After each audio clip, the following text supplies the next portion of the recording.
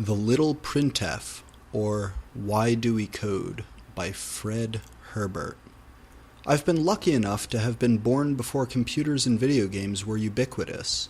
I had the luck to play outdoors with friends and my brother and of inventing our own games. We could be our own heroes, use a twig that would instantly become a bow, a gun, a sword, or a telescope. It could be anything, except maybe a boomerang, because once you throw the stick away, you have to go fetch it back. At some point I grew up, and it became embarrassing to play that way. You can't treat a pine cone as a grenade and pretend to have magical powers when other kids think being an adult is cool. You just don't fit in anymore. You eventually get pressured into growing up. Still, that's a very lucky childhood. At some point, I got the chance to play video games and to use computers. There could be the imaginary world you had wanted all this time materialized in front of you. It's consuming you, and for a moment you live a different life. But there's something particular about most video games. You don't create, you react, you consume. I eventually did improvisational theater as a teenager. Then again, it was okay to be with people and create and pretend out of nothing. Of course, improvisational theater in Quebec is different. There's an ice rink in there. Everything's hockey. When I got to a vocational college to study multimedia from 2005 to 2008, I eventually tripped into programming work. I found it amazing. Creativity was there again, and it could get me money. I then designed the mechanism of my first game, and it blew my mind. That's not a real video game, I was told. That's just an HTML form. You should have used an array for the text and options. It would have been better. The code needs cleaning up. I was a bit disheartened. The game was really about 11 pages of text I had written for the choose-your-adventure aspect of it. But I realized that if I wanted to make stuff more people thought was good, I'd have to learn a lot. I'd have to learn real programming. Move from JavaScript and a GUI toolkit to something better, like PHP. So I learned that, along with JavaScript. Then, eventually I was told to learn how to do real programming again. PHP is terrible. I was told maybe to try Python, which I then learned. But real programmers knew fancier stuff, and Python's lambdas didn't cut it. Object-oriented programming was just not where you wanted to be. Reading SICP would be the next good step, I was told, because it was like the Bible of computer science. That got me to Scheme.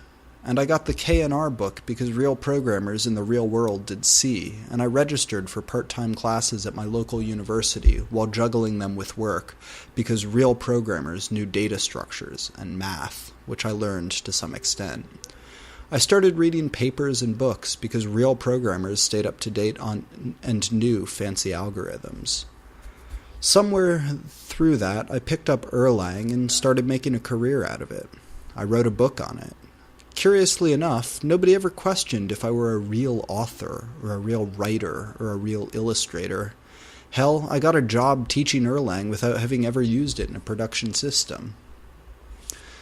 So, I lived my life flying around the world, telling people how to do things I had sometimes never done myself, while everyone suddenly seemed to believe that I was a real programmer because of things that I did that were mostly not related to programming in the first place. One day, I was struck in an airport coming back from a conference, furiously typing at a terminal, when an odd, gentle voice asked me, "If you please, design me a system." What? Design me a system. I looked up from my screen, surprised by the request. I looked around, and I saw this kid who aspired to be a developer and wanted me to call him Printf, which I felt was very stupid and gimmicky. "I don't know computers much yet, but it seems you do. I want to write programs and blog about them and have people use them and read them. Please design me a system." Now that was a surprising request, and I had been awake for 20 hours by then, not too sure I fully understood or felt like it. I told him systems were hard. I didn't know what he wanted to do, how he wanted it to fail, how many readers it should support, where he'd want to host it, and I could therefore not design a proper system with so little information. That doesn't matter. Design me a system. So I made an architecture diagram. He looked at it, and he said, No, this system is not good enough. Make me another. So I did, and I gave him a rundown of how it would work. My new friend smiled politely. That's not what I want. It's way too complex and does a lot of stuff that I don't need. I felt a bit insulted, having considered redundancy, monitoring, backups, caches, and other mechanisms to reduce load, external payment processor for legal protection, failovers, easy deployment, and so on. I could have charged decent money as a consulting fee for that. Out of patience, I just drew him a black box. And I added, This is your design. The system you want is inside the black box, hoping this shitty answer would have him leave me alone. But I was surprised to hear back, This is exactly the way that I wanted it. And that is how I made the acquaintance of the little Printf. I soon learned of this little guy's portfolio. In his repositories were only small programs, simple web pages with forms, trivial command line utils. They would be unspectacular, would come into being, and no sooner disappear. Then, at some point, he started working on a bigger program that used multiple modules. It needed sockets, access the disk, talk to an actual database. When it first built and ran properly, the little Printf was amazed. But the program was not enough yet. It needed refactorings, better tests, documentation, linting, and analysis. The program would run for a while, and one morning, it crashed. And it crashed again and again. The configurations were wrong. The logs would not rotate. The disk had unpredictable speed. The network would get hiccups. Bugs would show up. The encodings would be confused. The database needed vacuuming. Transactions would hang. Certificates would expire. CVEs would keep coming. And the metrics would remain silent. It kept turning to spaghetti. He told me, The fact is, I didn't know anything. I ought to have judged by my needs. I got the hubris of writing a fancy system, and since I spent so much time fixing it, it felt like it canceled the time it saved me. Still, I should have known what a wonderful thing it was. One morning, he decided to leave his office. Goodbye, he said to a blinking light that seemed to have burnt out. He left to see what the world of software had to offer, aside from his messy little server. The logs would keep accumulating until the hard drive would fill no more. He went to a workspace, looking for experienced developers from whom to get tips and help.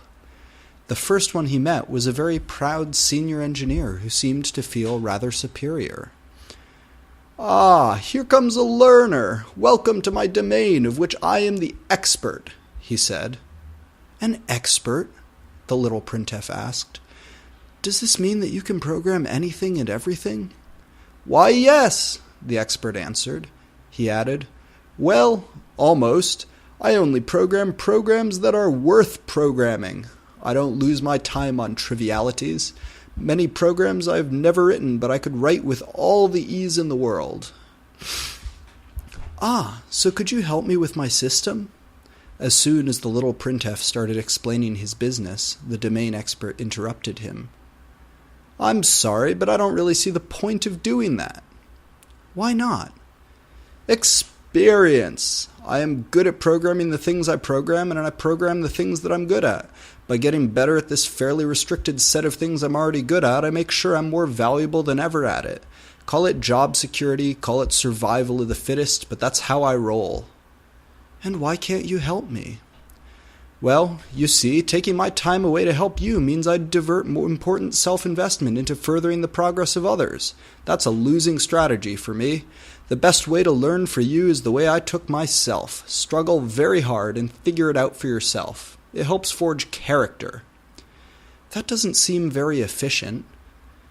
Well, you can go to school and learn, or you can learn on your own. Really, what it does is it weeds out the lazy people who just want it easy and forces everyone who stays here to be those who really deserve it. The moment we let moochers in, the very value of the work I produce goes down with it. Do you not think cooperation or colleagues could help you? Not really. I work best when left alone and not being distracted. Every time I end up forced working with others, it's nigh impossible to get our stuff working together. Out of exasperation, I grab their work and I rewrite most of it in a sane way, then it works right. Little Printf was surprised to meet an expert who seemed so disinterested in helping others, yet so annoyed by their perceived lack of skill. It was a bit sad that this man narrowed his vision of himself to just the one area he knew, to the point where he didn't do anything else than create problems for himself to fix. "I see. Well, I guess I'm happy you won't give me your help," said my little friend. "What do you mean?" asked the meritocratic man, whose values seemed suddenly downgraded. "Don't you think the work I do is interesting?"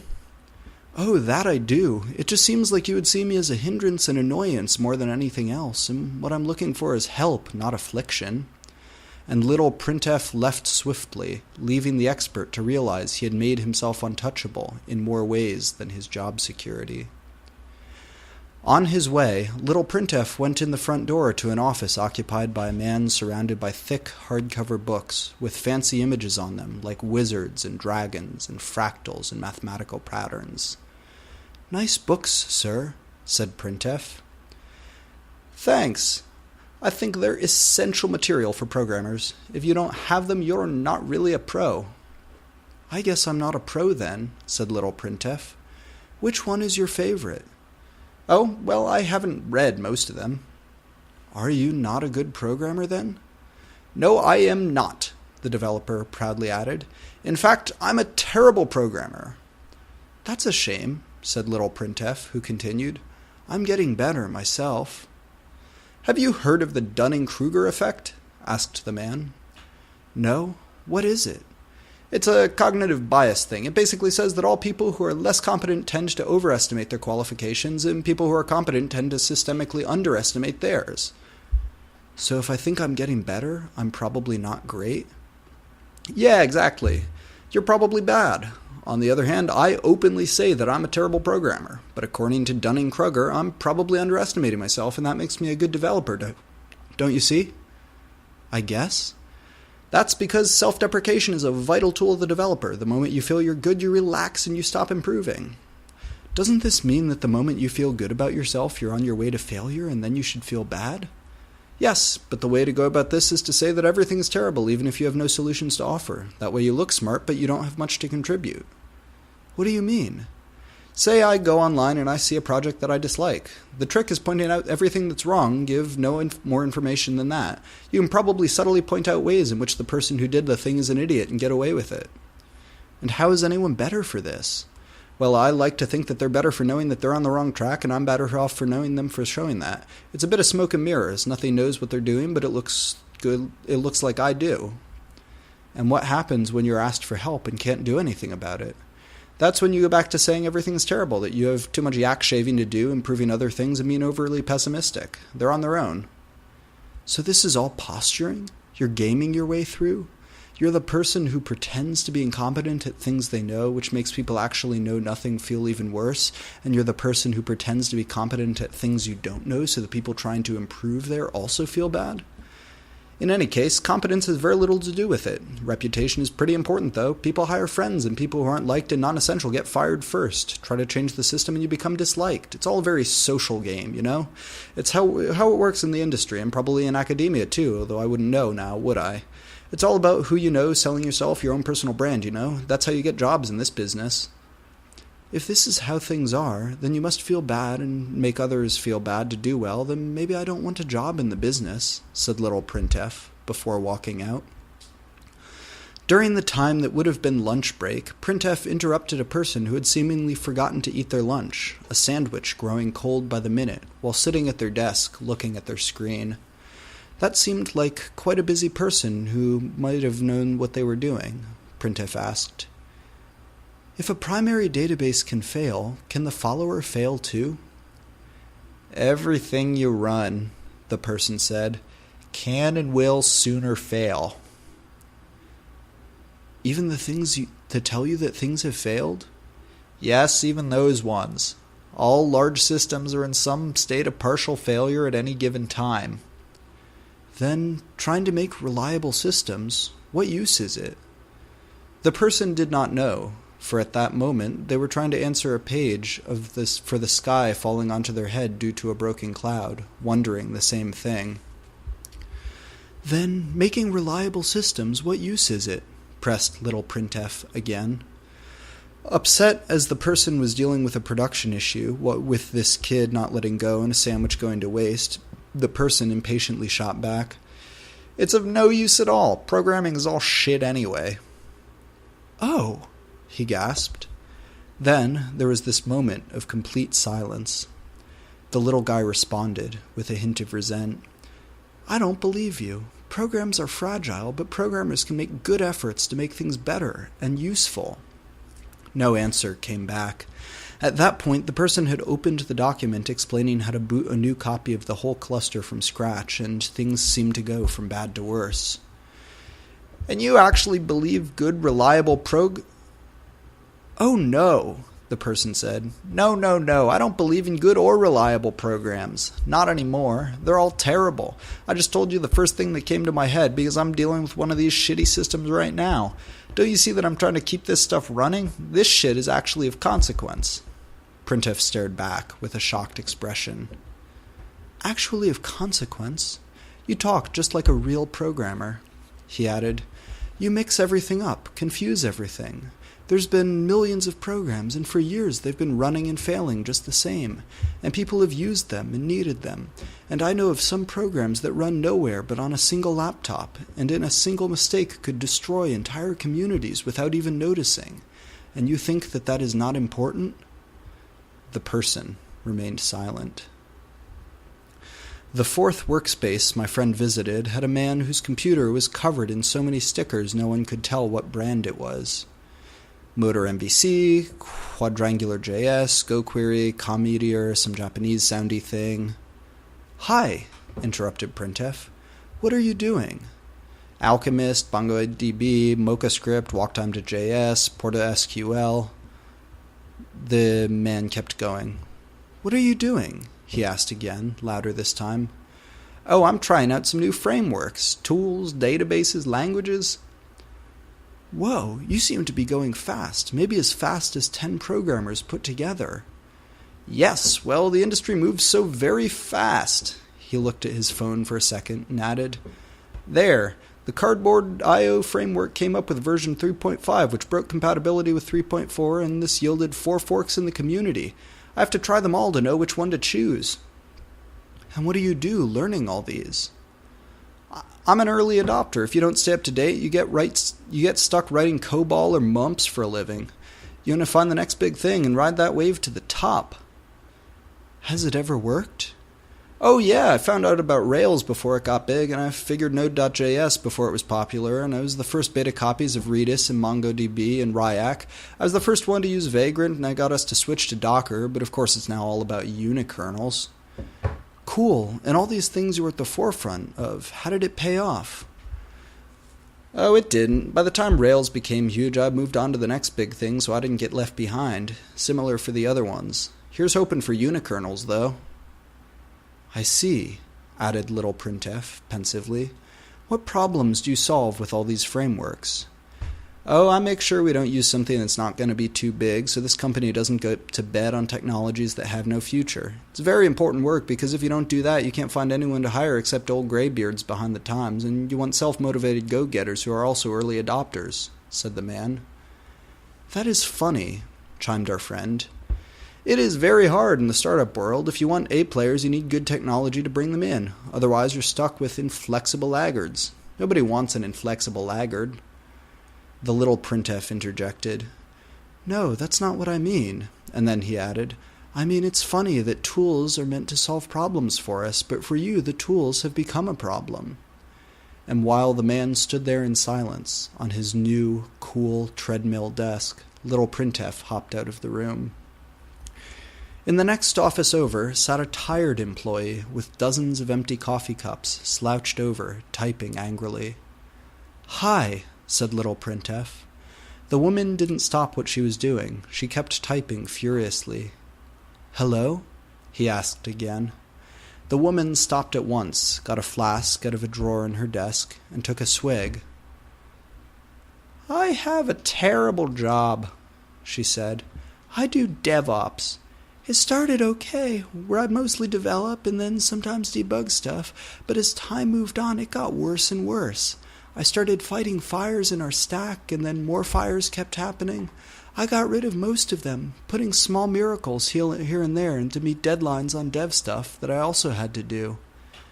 "And did they hire anyone else to help?"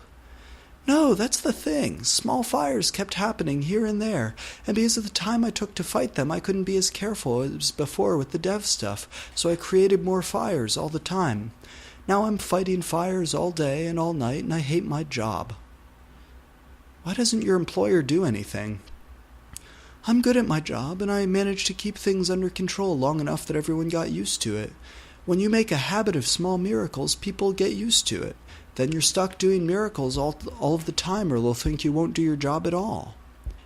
"That sounds very sad."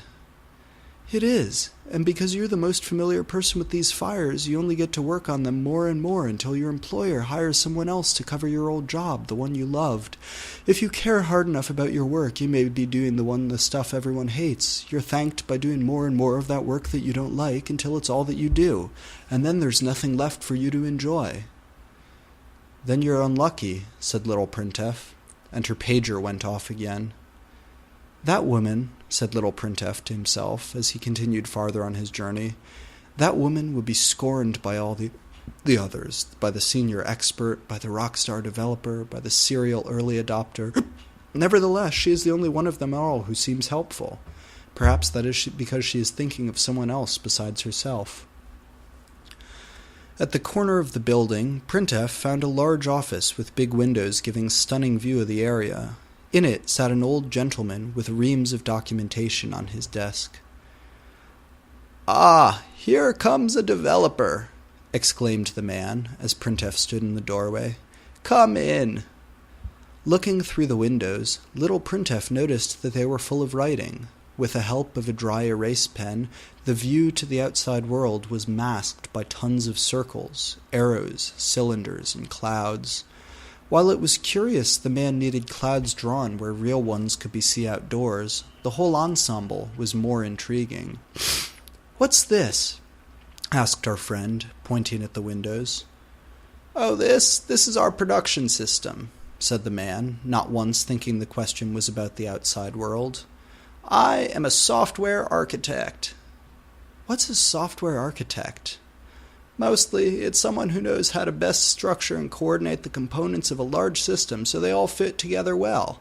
It's someone who has to know about databases, languages, frameworks, editors, serialization formats, protocols, and concepts like encapsulation and separation of concerns." "That is very interesting," said little Printf. "Here is someone who can answer all of my questions." He glanced at the architecture diagrams.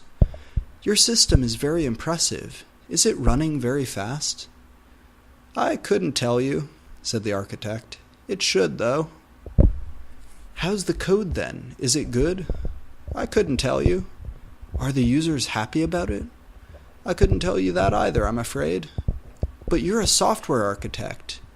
"Exactly, but I'm not a developer. It is not the architect who goes and writes the modules and classes, combines the libraries.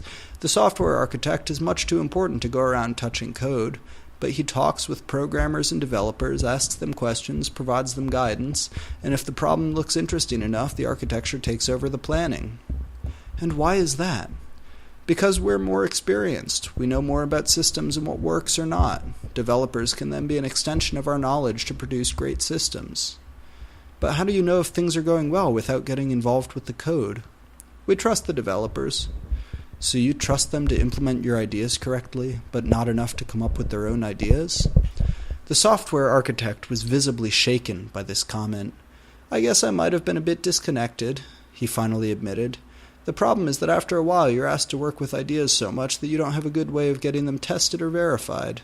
He stared down, pensively. "Sometimes a software architect does neither senior software nor architecture, it seems." Little Printf left the room, and being done with his visit, exited the building. Little Printf, once outside, met a man collecting money for some charity. "Hi," said the man. How would you feel about helping someone today?" "It would probably make me feel better," said little Printf back. "I have been in this office all day, and now I'm more confused than ever." "Ah, I see. These people are all developers. They're not really helpful, are they? What they love to say is that they're changing the world, and that they've pretty much succeeded at that, in fact." "Why does it feel so awkward, then?" asked little Printf. "Well, the best they do is often help convert some people's jobs into programs or make everyone's leisure more leisurely. Software is eating the world, and that changes its face for sure. But deep down, it's the same old world with a mangled face. The reason it feels awkward is that changing it in that way doesn't mean things are getting any better.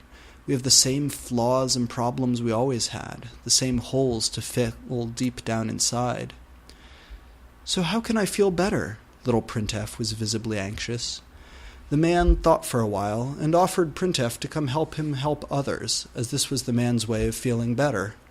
During the afternoon, Printf told the man about his problems and his adventure. After a long silence, the man said, "The games people play, the roles and reputations they chase and entertain, the fleeting pleasure they derive from solving intricate problems, is all fun for a while. Ultimately, though, if you do not solve anything worthwhile, if you forget about the people involved, it's never going to be truly fulfilling. And that may be fine, and that may not be, and you may or may not get that from somewhere else than your workplace when you grow up. Work can be work. It can be for the money, it can be for the fun of it. That's okay, as long as you manage to get that fulfillment somewhere in your life. In the end, though, when you only solve problems with a human face can you truly feel right. What is essential is invisible to the computer. It is the time you have spent on your system that makes it so important," the man added, "and when you lost sight of why it made sense to spend time on it, when it became a game of pride, it caused more grief than relief. Developers have often forgotten this truth. If you lose sight of things, working on your system becomes its own problem, and the most effective solution is to get rid of the system, given it's the problem. It's only when you solve problems with a human face that you can feel truly right," repeated little Printf to himself, so he would remember. Printf, who's now sitting right in front of me, is on his way home.